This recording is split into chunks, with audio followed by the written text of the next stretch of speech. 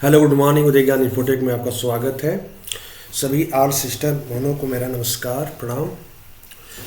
आज topic number 45 start कर रहे हैं। प्रजनन तंत्र यानी रिप्रोडक्टिव सिस्टम क्या होता है। तो प्रजनन तंत्र जो है रिप्रोडक्टिव सिस्टम जीव विज्ञान में शरीर का वह हिस्सा होता है जो कई नई संतानें उत्पन्न करने के लिए जिम्मेदार होता है। और ये तंत्र पुरुषों और महिलाओं में अलग अलग संरचना और कार्य प्रणाली के साथ मौजूद होता है। प्रजनन तंत्र में यौन अंगों और सहायक संरचनाओं का समावेश होता है जो यौन प्रजनन की प्रक्रिया में महत्वपूर्ण भूमिका निभाते हैं। ये इसकी डिफिनीशन है कि प्रजनन तंत्र होता क्या है। अब उसमें आपके पुरुष और महिलाओं में चूँकि अलग अलग संरचना होती है, इसलिए इनमें हमने अलग अलग इसके बारे में एक्सप्लेन किया है कि पुरुष में प्रजनन तंत्र क्या होता है, मेल रिप्रोडक्टिव सिस्टम क्या होते हैं। तो पुरुष प्रजनन तंत्र का मुख्य कार्य होता है शुक्राणु यानी स्पर्म बनाना और उसे महिला के प्रजनन तंत्र तक पहुंचाना, जिनके मुख्य भाग जो होते हैं पुरुषों के अंदर अंडकोश होता है, टेस्टेस बोलते हैं। इसका काम होता है कि शुक्राणु का निर्माण करना। इनके अंदर एक हार्मोन्स होता है जिसे कहते हैं टेस्टोस्टेरोन हार्मोन्स का भी ये स्राव करते हैं। तो दो चीज़ें इनमें इम्पॉर्टेंट होती है कि ये अंडकोश में शुक्राणु का निर्माण होता है और हार्मोन्स जो स्रावित करते हैं उसका नाम है टेस्टोस्टेरोन। दूसरा होता है इनके अंदर मुख्य भाग वीर्यवाहिनी यानी वॉइस डिफरेंस या डिफरेंस बोलते हैं। ये शुक्राणु को अंडकोश से मूत्र मार्ग तक ले जाने का कार्य करते हैं। वीर्यवाहिनी जो होता है आपका। दूसरा होता है लिंग जिसे पेनिस भी बोलते हैं। ये शुक्राणु को महिलाओं के प्रजनन तंत्र में पहुंचाने का समाधान होता है। और अधिवृषण जो होता है पुरुषों के अंदर चौथा जो भाग होता है, यह शुक्राणु और संग्रहित और परिपक्व होते हैं। मतलब यहाँ एक ऐसा सिस्टम है इनके अंदर कि यहाँ पर शुक्राणु क्या हो संग्रहित होते हैं मतलब इकट्ठा होते हैं और परिपक्व होते हैं मतलब बड़े होते हैं। यहाँ वृषण के अंतर्गत के।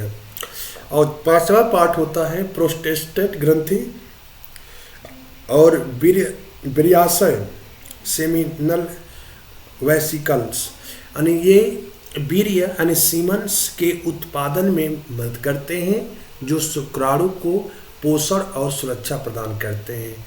तो इससे ये पुरुषों के अंदर जो पाए जाते हैं भाग प्रजनन तंत्र में उनके ये 5 पार्ट्स होते हैं। उसके बाद इसी तरह महिलाओं में जो प्रजनन तंत्र पाया जाता है यानी फीमेल रिप्रोडक्टिव सिस्टम होता है, उनका क्या क्या काम होता है क्या कहते हैं।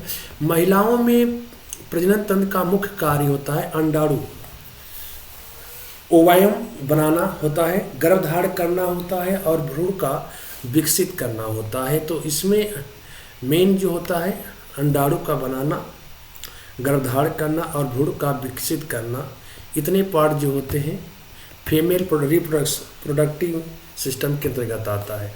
इनके क्या क्या भाग होते हैं, जैसे पहला है अंडाशय,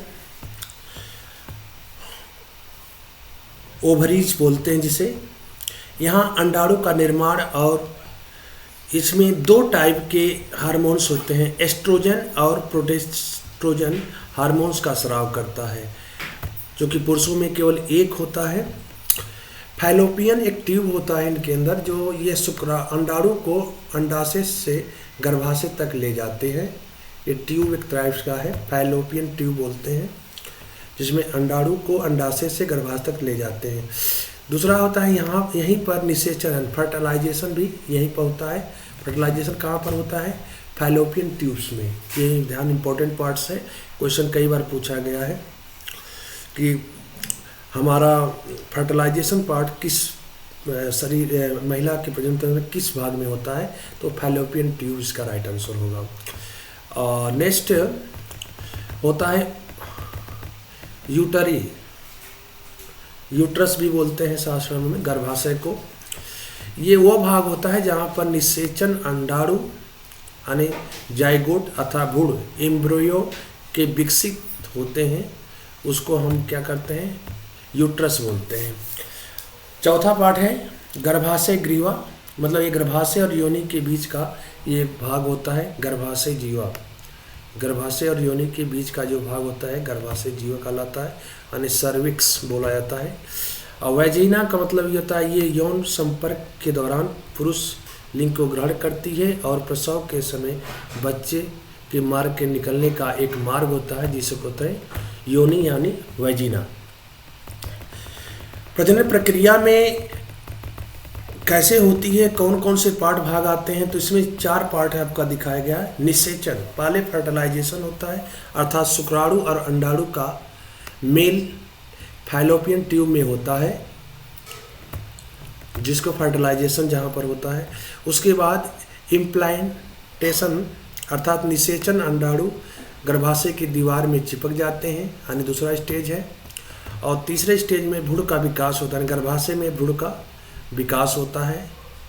और 5वां है पार्ट्यूरेशन का मतलब होता है प्रसव। प्रसव का मतलब है आपका कि जब भ्रूण विकसित हो जाता है आपका तो योनि के माध्यम से बाहर आता है। तो ये लास्ट स्टेज होती है आपके प्रजनन तंत्र का प्रसव। प्रजनन से जुड़े कुछ हार्मोन्स जो होते हैं आपको अभी बताया है कि इसमें पुरुषों में 1 हार्मोन्स होता है। पहला जो है पुरुष में क्या पाया जाता है हार्मोन्स को टेस्टोस्टेरोन बोलते हैं। और महिलाओं में जो हार्मोन्स पाया जाता है उसका नाम पहला है एस्ट्रोजन और प्रोजेस्टेरोन। ये 2 टाइप की महिलाओं में हार्मोन्स पाए जाते हैं और पुरुषों में केवल 1 टाइप का हार्मोन्स पाया जाता है जो ये आपको बताया गया। नेक्स्ट आपका इसी के बिहेव पर मैंने 50 क्वेश्चन जो बताया है आप इस स्टार्ट करने जा रहे हैं। तो जो एनएम सिस्टर बहनें पहली बार चैनल आ रही हैं तो कृपया चैनल को सब्सक्राइब जरूर कर लें। उसके बाद अगर जो उनसे लेवल रिलेटेड है उनको भी बता सकते हैं तो बता सकते हैं। और इसमें 50 क्वेश्चन आपको थ्योरी के विषय पे बताया जा रहा है तो आपके लिए बहुत इम्पोर्टेंट सिद्ध होगा। जैसे कि पाला गया है कि पुरुष में ओवा की सर्वप्रथम खोज की थी। मनुष्य में ओवा की खोज सर्वप्रथम किसने की थी? तो ओनवियर, पहला जो है ओनवियर, दूसरा है लियुवेन हॉक, दूसरा जो थे लियुवेन हॉक थे। और तीसरा जो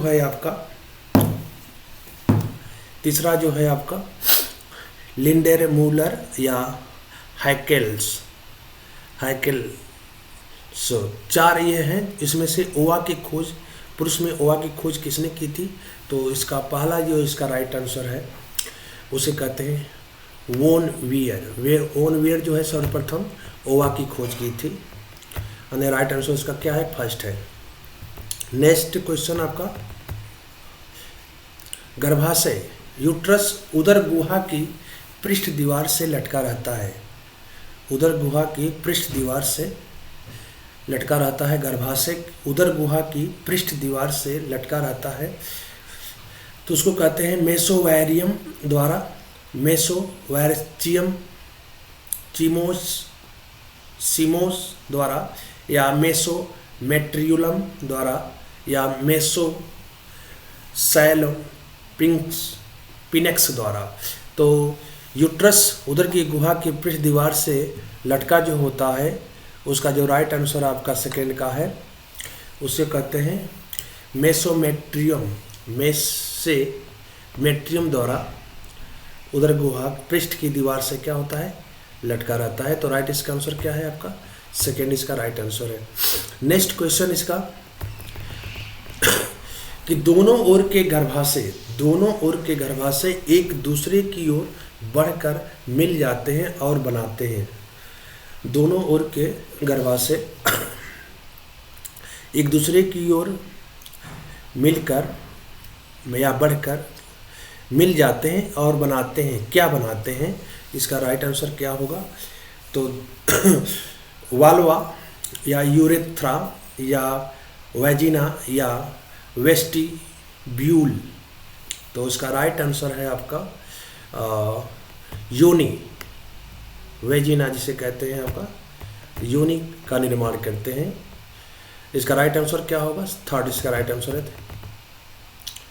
नेक्स्ट क्वेश्चन आपका, डिंबवाहिनियाँ ओविडक्ट के प्रारंभ में एक चौड़ा सा द्वार ओपनिंग होता है जो कहलाता है ओटिसम, ऑस्टियम या फिम्ब्रिटेड फर्नेल या ऑक्सिकम, ऑक्सिलुम या स्पर्मेटिक्स फर्नल। तो इसका जो राइट हैंड है फोर्थ का जो राइट है आपका, उसे कहते हैं फिम्ब्रिटेड फर्नल्स, यानी सेकेंड इसका राइट आंसर है। सेकेंड इसका राइट आंसर है आपका। नेक्स्ट, जो एनम सिस्टर कृपया देख रही हैं वीडियो को, तो कृपया लाइक जरूर एक बार कर ले। नेक्स्ट है कि जिस मार्ग से वृषण देह गुहा से बाहर आते हैं वो क्या कहलाता है? इंग्विनल कैनाल, इग्वियल कैनाल या इन करेंट कैनाल्स या एक्स करेंट कैनाल्स। तो जिस मार्ग से वृषण या देह गुहा से बाहर आते हैं वो क्या कहलाता है? तो पांचवें का राइट आंसर है एक्विनल कैनाल बोलते हैं, एक्विनल कैनाल्स, यानी कि राइट आंसर इसका क्या है? फर्स्ट इज करेक्ट आंसर है। नेक्स्ट क्वेश्चन आपका, इपिडिडाइमिस पुरुष में लंबी होती है 2 मीटर की।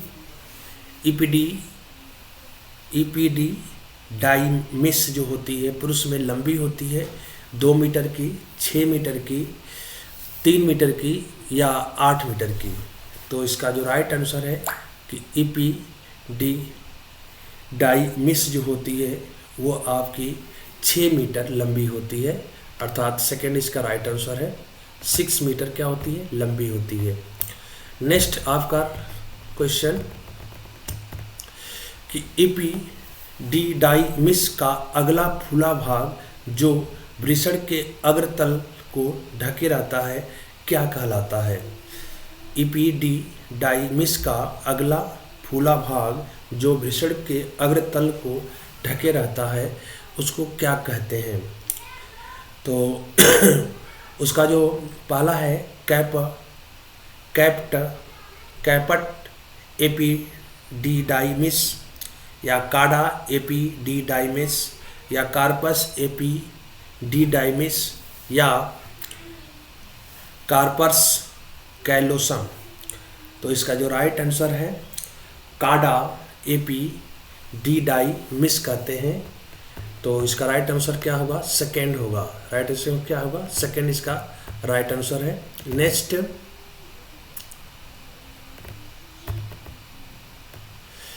काडा एपिडिडाइमिस वृषण कोश की पक्ष दीवार से जुड़ा रहता है स्पर्मेटिक कॉर्ड से के द्वारा या गुबर नैकुलम के द्वारा या अम्बिलिकम कॉर्ड के द्वारा या मोरेरियन डक के द्वारा।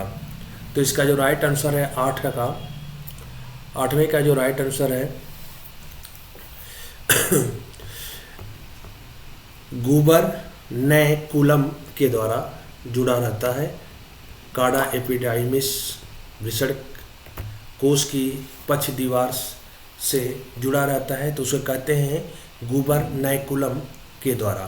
तो इसका राइट आंसर क्या आपका है? सेकेंड इसका राइट आंसर है। नेक्स्ट,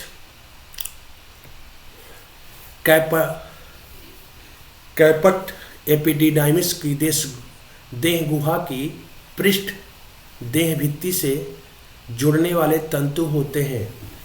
कैपट एपिडिडाइमिस को देह गुहा की पृष्ठ देह भित्ति से जोड़ने वाले तंतु होते हैं स्पर्म डक्ट या वुल्फियन नलिका, ये डक बोलते हैं, नलिका को डक बोलते हैं।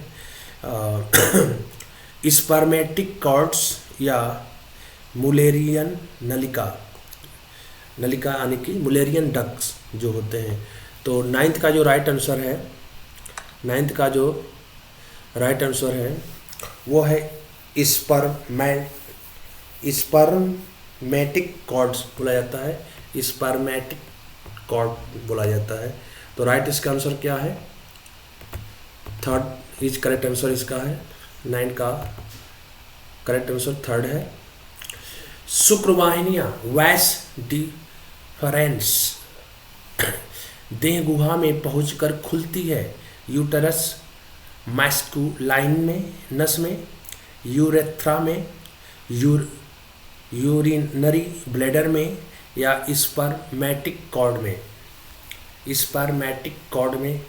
तो शुक्रवाहिनियाँ देह गुहा में पहुंचकर जो खुलती हैं उसको कहते हैं हम यूटरस मैस्कुलाइनस, अर्थात राइट आंसर इसका क्या होगा? फर्स्ट इज करेक्ट आंसर है इसका। नेक्स्ट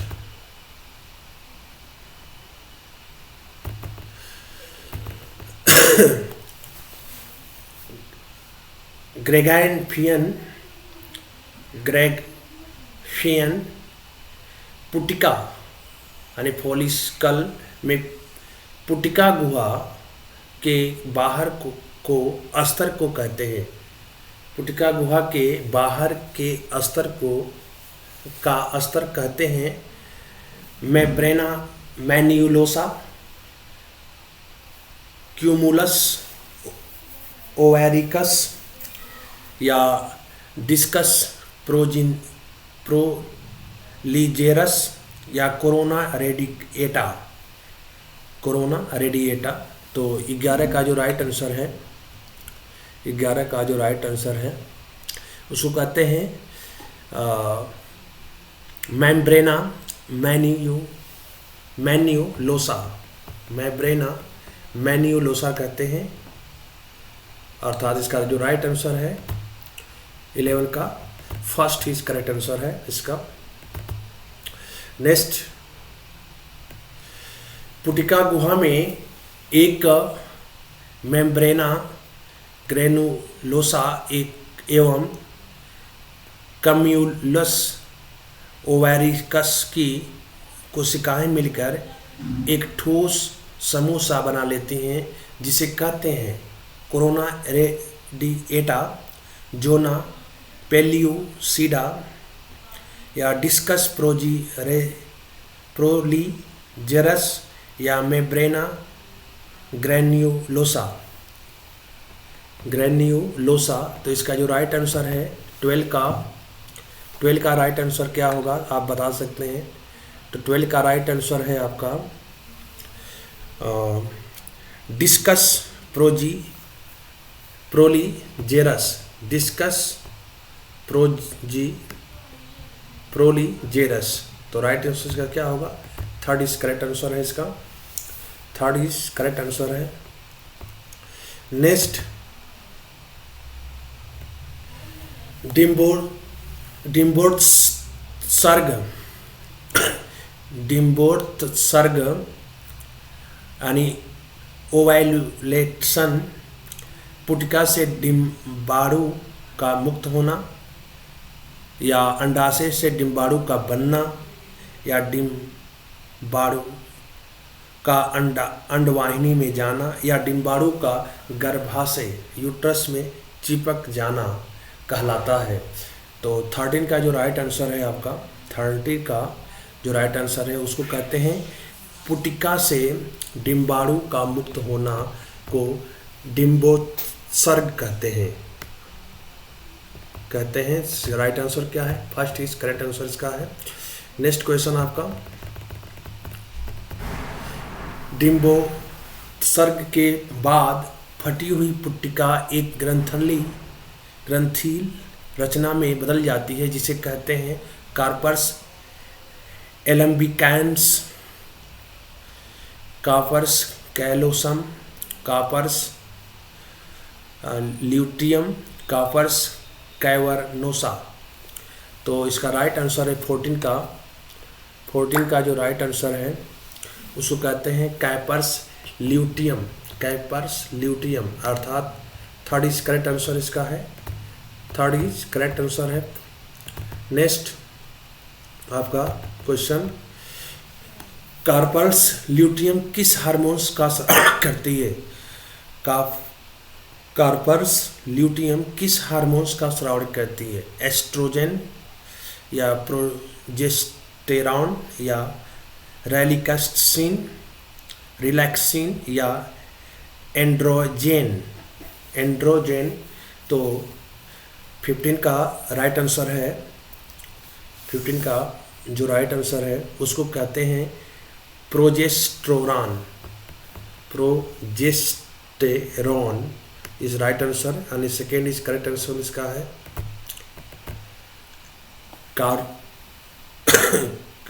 कार्पस ल्यूटियम जो होता है प्रोजेस्टेरॉन का श्रावण करती है।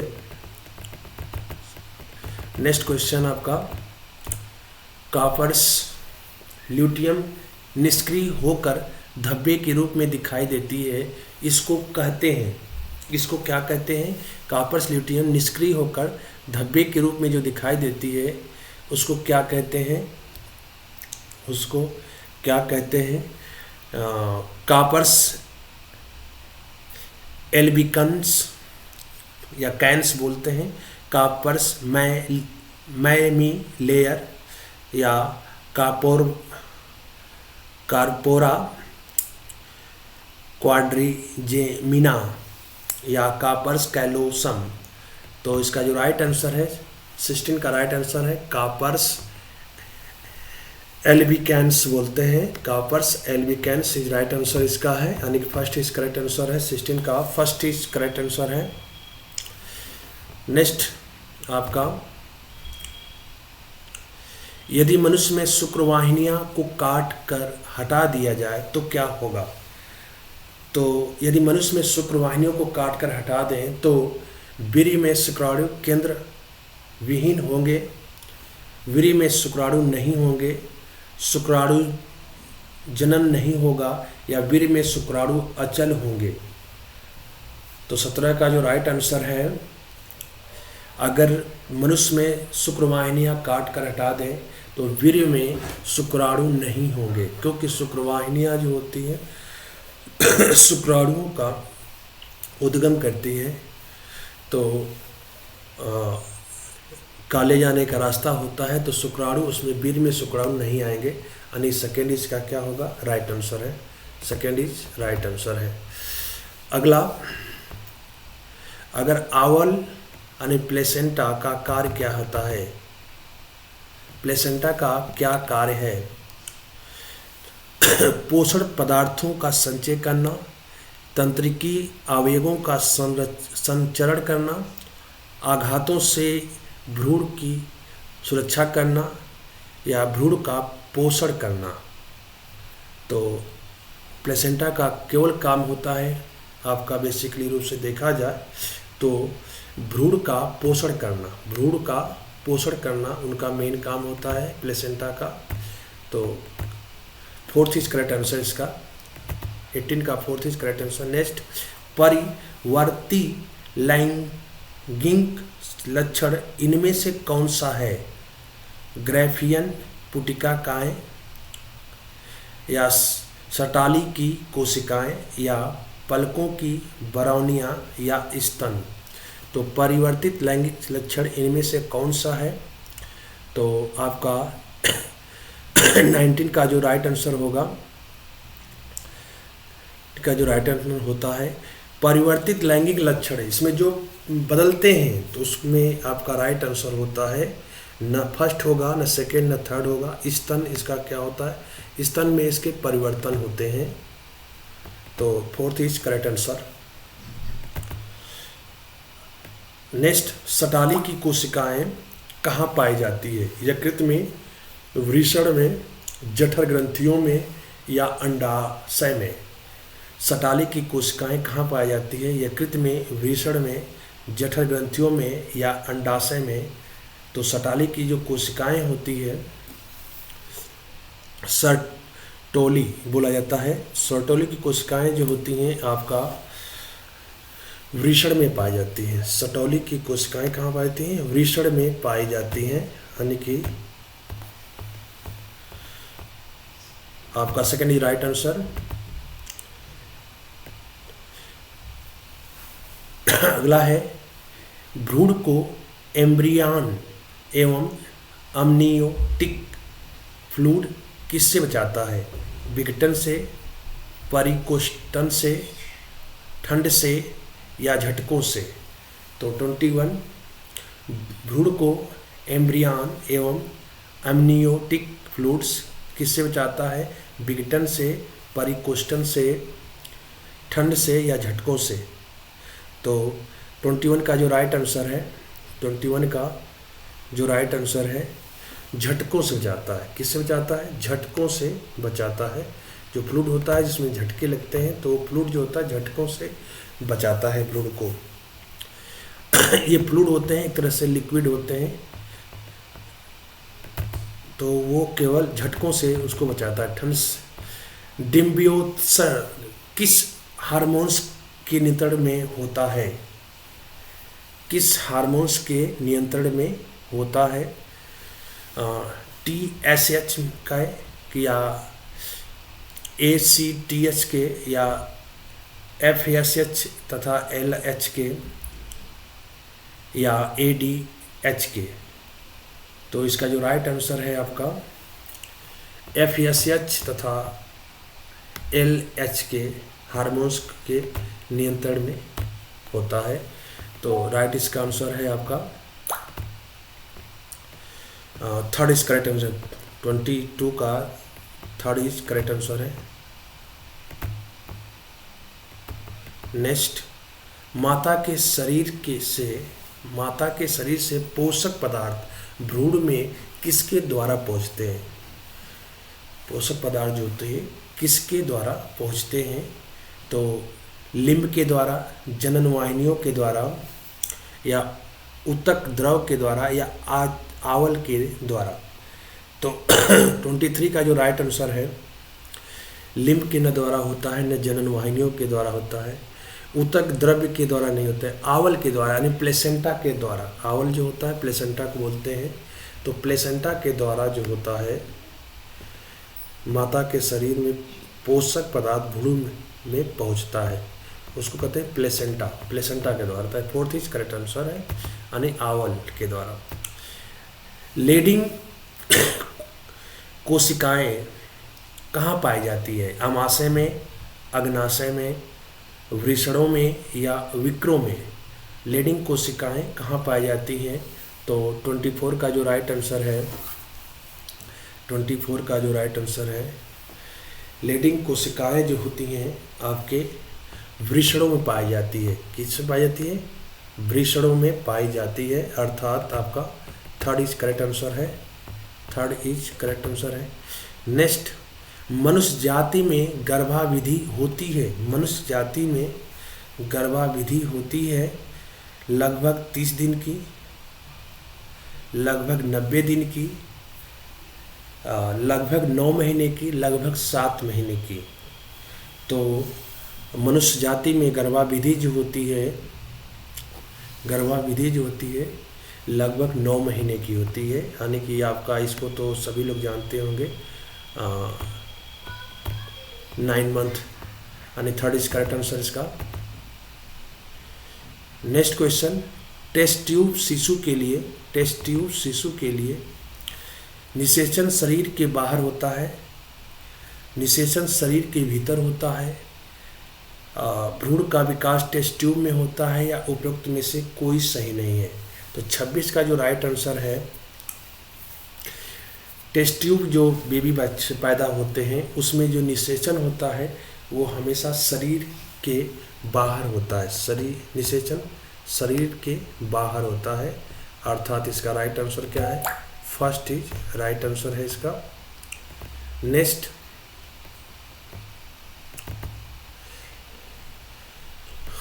आवली प्राणियों के भ्रूण में पित्तकोष नहीं बनता है, या पित्तकोष बनता है लेकिन उसमें पित्त नहीं होता, पित्त से भरा पित्तकोष बनता है, या उपरोक्त में से कोई सही नहीं है। तो 27 का जो राइट आंसर है पित्तकोष बनता है लेकिन उनमें पित्त नहीं होता है, जो आवली प्राणियों के भ्रूण में। पित्तकोष बनता है लेकिन इसमें पित्त नहीं होता है, यानी कि सेकेंड इज करेक्ट आंसर इसका है। नेक्स्ट आपका 28, इनमें से कौन सी धुड़ेत्वर कला होती है? हेनसेंग रेखा, या डाइएसिस फैलान, या एलेंटाइस, या प्रिमिटिव स्टिक। तो 28 का जो राइट आंसर है डेलेटाइन्स, एलेंटाइन्स को बोलते हैं, जिनमें ध्रुवोत्तर कला होती है, अर्थात थर्ड इज करेक्ट आंसर इसका है। नेक्स्ट, स्त्री में निषेचित अंड का गर्भाशय में गर्भारोपण होता है निषेचन के लगभग 1 सप्ताह बाद, निषेचन के 1 महीने बाद, निषेचन के 2 महीने बाद, या निषेचन के 3 सप्ताह बाद।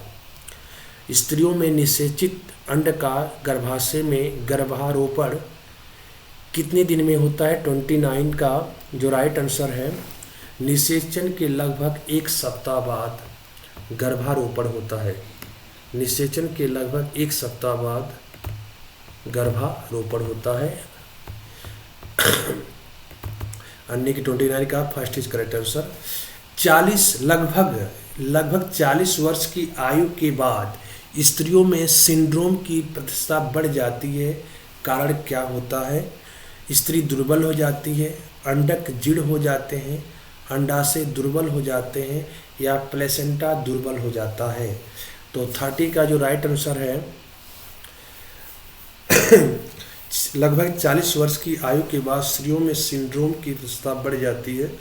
उसका कारण है कि अंडक जीर्ण हो जाते हैं। अंडक क्या होते हैं? जीर्ण हो जाते हैं।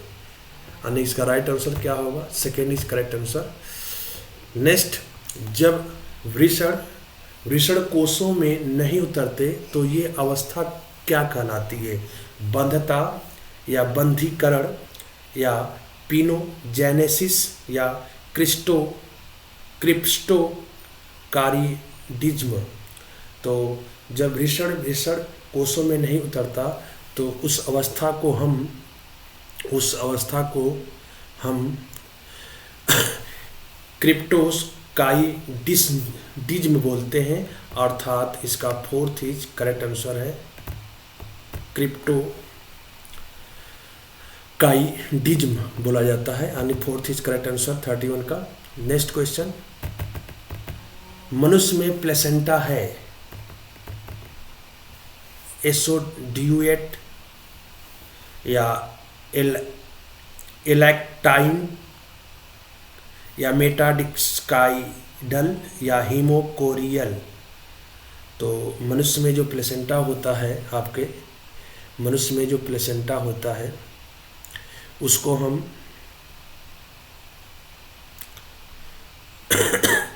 मनुष्य में जो प्लेसेंटा होता है मनुष्य में जो प्लेसेंटा होता है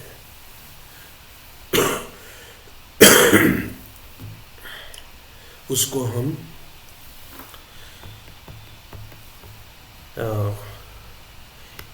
मेटाडिस्काइडल कहते हैं, यानी कि इसका third is correct answer. Next,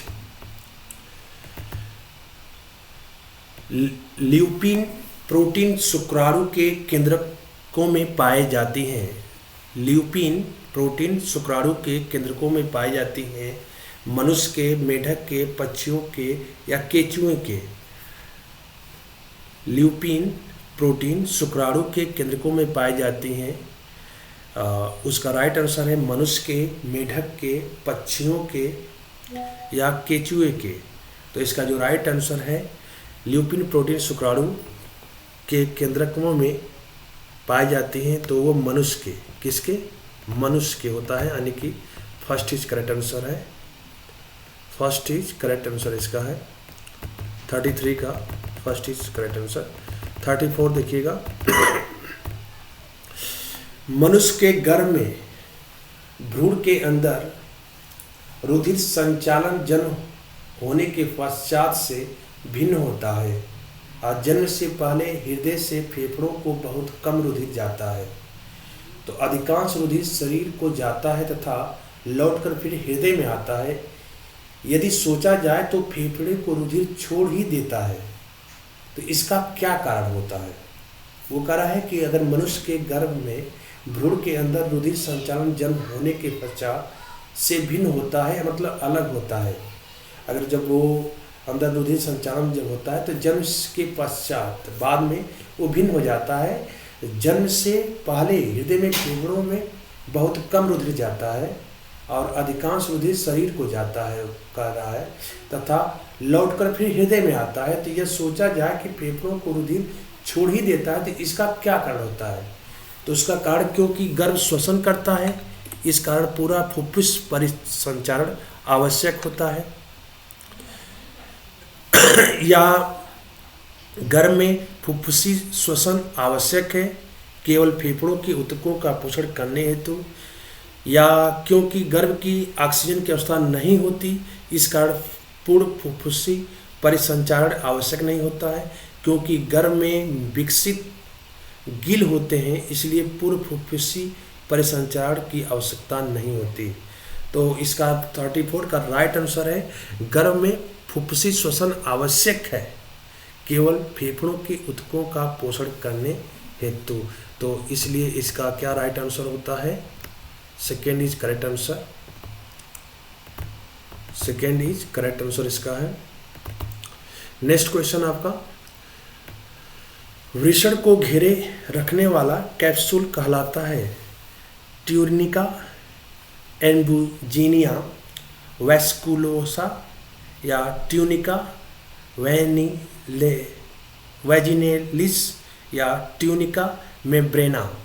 तो वृषण को घेरे रखने वाला कैप्सूल जो होता है उसको हम 35 का जो राइट आंसर है उसको कहते हैं ट्यूनिका एम्ब्यूजीनिया, ट्यूनिका एम्ब्यूजीनिया, अर्थात आपका फर्स्ट इज करेक्ट आंसर है। नेक्स्ट, प्राणियों की नाभि रज्जु यानी एम्बिलिकम कोड में रहता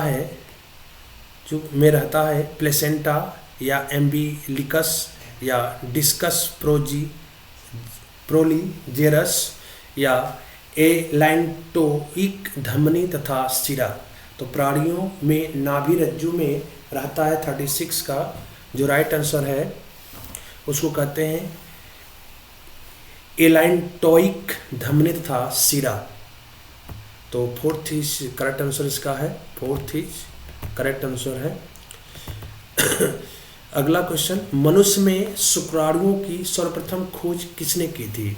मनुष्य में, ध्यान दीजिएगा क्वेश्चन इंपॉर्टेंट है, मनुष्य में शुक्राणुओं की सर्वप्रथम खोज की थी लूसर पास्चर ने, रॉबर्ट हुक ने,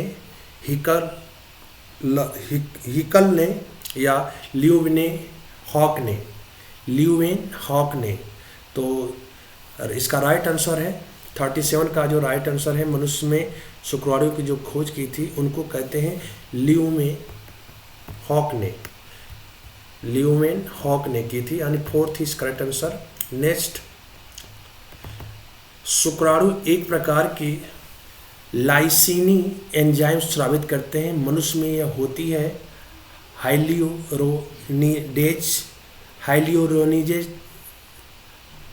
हाइल्यूरोनिक अम्ल या एंड्रोजिनेज या क्रियानोगेनोम। तो शुक्राणु एक प्रकार की लाइसिनी एंजाइम स्रावित करता है, तो मनुष्य में उसको हम क्या कहते हैं? तो 38 का जो राइट आंसर है उसको हम हाइल्यूरोनिडेज कहते हैं, यानी फर्स्ट इज करेक्ट आंसर है। 38 का फर्स्ट इज करेक्ट आंसर है। नेक्स्ट क्वेश्चन नेक्स्ट, प्लेसेंटा होता है माता तथा गर्भ के बीच एक नाल, गर्भ का बाहरी आवरण, गर्भाशय का एलेंटाइक भाग या गर्भाशय की दीवार में गर्भ से चिपकने का स्थान जहाँ से गर्भ तथा माता के बीच पदार्थों का आदान प्रदान होता है। तो प्लेसेंटा जो होता है बेसिकली उसका राइट आंसर है, फोर्थ इज करेक्ट आंसर है।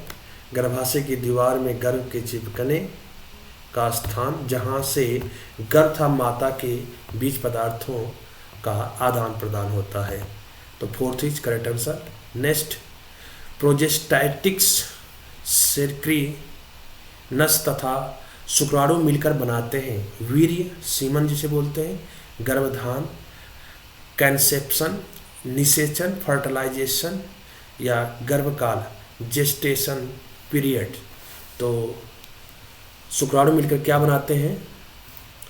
तो उसका जो राइट है 40 का जो राइट आंसर है, 40 का जो राइट आंसर है उसको कहते हैं वीर्य।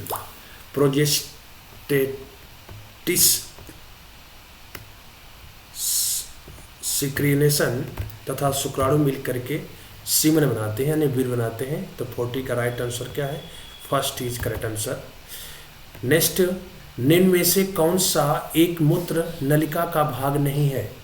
दूरस्थ व्यावर्तिक नलिका, संग्रह वाहिनी, बोमैन कैप्सूल या हेनले लूप। Henle loop. तो 41 का जो राइट आंसर है, 41 का जो राइट आंसर है उसको कहते हैं संग्रह वाहिनियाँ। क्या कहते हैं? संग्रह वाहिनियाँ कहते हैं, अर्थात सेकेंड इज राइट आंसर है इसका। नेक्स्ट, यदि विक्र ऊतकों के अतिरिक्त जल का पुनरावशोषण नहीं करें तो कोशिकाएं आकुंचन करके मर जाएंगी या प्लाज्मा से जल ग्रहण करेंगी, फटकर मृत्यु हो जाएगी या कोई प्रभाव नहीं पड़ेगा। यदि विक्र ऊतकों के अतिरिक्त जल का पुनरावशोषण नहीं करें तो कोशिकाएं जो होती हैं, 41 का जो राइट आंसर है, आकुंचन करके मर जाएंगी। तो इसका जो राइट आंसर है 42 का फर्स्ट इज करेक्ट आंसर है। नेक्स्ट, आपका शुक्राणु जनक प्रेरित होता है कौन से आपके हार्मोन से प्रेरित होता है? LH से या FSH से या GH या SHT से, STH से या ACTH से। तो शुक्राणु जनक जो प्रेरित होते हैं उसको हम कहते हैं GS या STH से। तो सेकेंड इज करेक्ट आंसर है। ये हार्मोन्स होते हैं जो आपके शुक्राणु जनक को प्रेरित करते हैं। नेक्स्ट, स्त्री के 28 दिन के अंडाशयी चक्र में अंडोत्सर्ग होता है चक्र के प्रथम दिन, चक्र के 5वें दिन, चक्र के 14वें दिन, चक्र के 28वें दिन। तो 44 का जो राइट आंसर है चक्र के 14वें दिन होता है। स्त्री के 28 दिन के अंडाशयी चक्र में अंडोत्सर्ग जो होता है चक्र के 14वें दिन में होता है। तो राइट आंसर क्या होगा? Third is correct answer. Next, पुरुष प्रजनन तंत्र में शुक्राणु कहाँ बनते हैं? प्रोस्टेट ग्रंथि में, अंडकोश में, वीर्याशय में या अधिविषण में। तो इसको राइट आंसर है, पुरुष प्रजनन तंत्र में शुक्राणु जो होते हैं अंडकोश में बनते हैं। कहाँ बनते हैं? अंडकोश में बनते हैं। नेक्स्ट, महिला प्रजनन तंत्र में निषेचन सामान्यतः कहाँ होता है? गर्भाशय में, योनि में, फैलोपियन ट्यूब में या अंडाशय में। तो मैं अभी थ्योरी में जो बताया था कि महिला प्रजनन तंत्र में निषेचन जो होता है यानी फर्टिलाइजेशन वो आपके फैलोपियन ट्यूब में होता है, अर्थात B is correct answer. B is correct answer इसका होगा। नेक्स्ट, पुरुष हार्मोन्स रौन का स्राव किस अंग से होता है? अधिवृषण से, प्रोस्टेट ग्रंथि से, अंडकोश से या वीर्यवाहिनी से? तो इसका जो राइट आंसर है कि जब अंडाणु अंडकोश से बनते हैं तो पुरुष में हार्मोन्स टेस्टोस्टेरोन का स्राव आपके अंडकोश से होगा। किससे होगा? अंडकोश से होगा। तो इसका राइट आंसर क्या है? सी इज करेक्ट आंसर। नेक्स्ट, गर्भाशय यानी यूट्रस का मुख्य कार्य क्या होता है? अंडाणु बनाना, शुक्राणु संग्रहित करना, भ्रूण का विकास करना, हार्मोन्स का स्राव करना। तो ध्यान दीजिए, गर्भाशय का मुख्य जो काम होता है, आपको थ्योरी बता चुका हूँ कि भ्रूण का विकास करना। तो अर्थात सी इज करेक्ट आंसर इसका है, भ्रूण का विकास करना। और नेक्स्ट क्वेश्चन, महिला प्रजनन तंत्र का कौन सा हिस्सा गर्भाशय और योनि को जोड़ता है? महिला प्रजनन तंत्र का कौन सा हिस्सा गर्भाशय और योनि को जोड़ता है? तो ये भी मैं आपको बता चुका हूँ, अंडाशय, फैलोपियन ट्यूब, गर्भाशय ग्रीवा या वीर्यवाहिनी। तो इसका जो राइट आंसर है आपका, उसको बोलते हैं गर्भाशय ग्रीवा। गर्भाशय ग्रीवा जो होता है वो गर्भाशय और योनि को आपस में क्या करता है? जोड़ता है। तो ग्रीवा, तो इस तरह से बीज करेक्ट आंसर। और इसका सबसे लास्ट क्वेश्चन आपके, शुक्राणु और अंडाणु के मिलने की प्रक्रिया को क्या कहते हैं? जहाँ शुक्राणु और अंडाणु की प्रक्रिया को हम क्या कहते हैं? उसको शुक्राणु और अंडाणु के मिलने की प्रक्रिया को हम क्या कहते हैं? निषेचन या प्रसव या गर्भधारण या विभाजन। तो उसको कहते हैं हम गर्भधारण। मिलने की प्रक्रिया क्या कहते हैं? गर्भधारण। तो इसका राइट आंसर क्या है? बी इज करेक्ट आंसर है। तो इस तरह से आपके 50 क्वेश्चन कंप्लीट हो गए। जो एनएम सिस्टर बहने वीडियो को देख रहे हैं, कृपया आप एक बार लाइक ज़रूर कर लें। जो चैनल पर पहली बार सिस्टर आ रही हैं तो वो एक बार आप इसको चैनल सब्सक्राइब कर लें। और आपके लिए मैं जितनी वीडियो बना चुका हूँ थ्योरी के हिसाब से, आप जा कर के पूरी वीडियो अगर इस तरफ से देखती हैं तो आपको बहुत फ़ायदेमंद होगा। और आपका पेपर फरवरी में ही मान चलिए होगा, इसलिए आप पूरी वीडियो को देखिए और प्रॉपर आप तैयारी रखिए। धन्यवाद, बाय, गुड नाइट्स।